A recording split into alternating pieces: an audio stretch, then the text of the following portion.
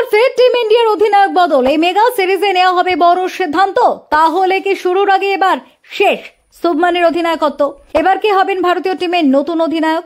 হঠাৎ কেন এমন সিদ্ধান্ত নিচ্ছে বিসিসিআই? টিম ইন্ডিয়া বর্তমানে ইংল্যান্ড সফরে 5 ম্যাচের টেস্ট সিরিজ খেলছে। প্রথমবারের জন্য নেতৃত্ব দিচ্ছেন শুভমান গিল। আর প্রথম টেস্টে বিপর্যস্ত টিম ইন্ডিয়া। প্রথম দিকে ভালো পারফরমেন্স করলেও শেষমেশ পরাজয় স্বীকার করে ভারতীয় টিম। এরপরই প্রশ্ন উঠতে শুরু করে গিলের অধিনায়কত্ব নিয়েও।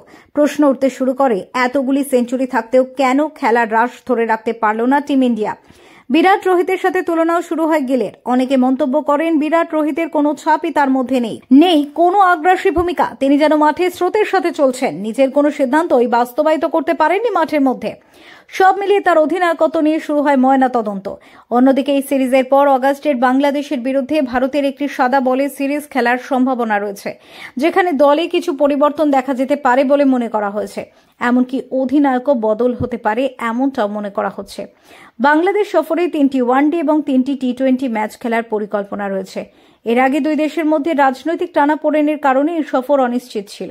তবে এখন পর্যন্ত ভারতের সরকার এই সফর বাতিলের বিষয়ে কোনো নির্দেশ দেয়নি, যার ফলে সফরের সম্ভাবনা বেড়েছে। 17 অগস্ট থেকে ভারত ও বাংলাদেশের মধ্যে ওয়ানডে এবং টি20 সিরিজ শুরু হতে পারে।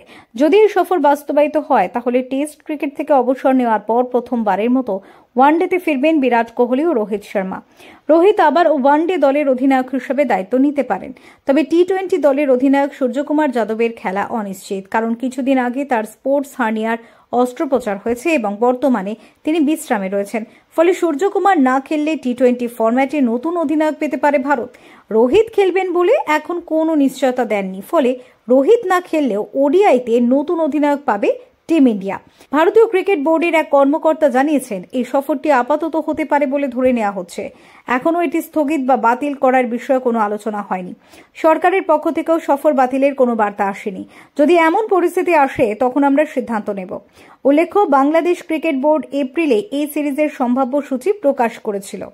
Bureau report, TV7 Bangla.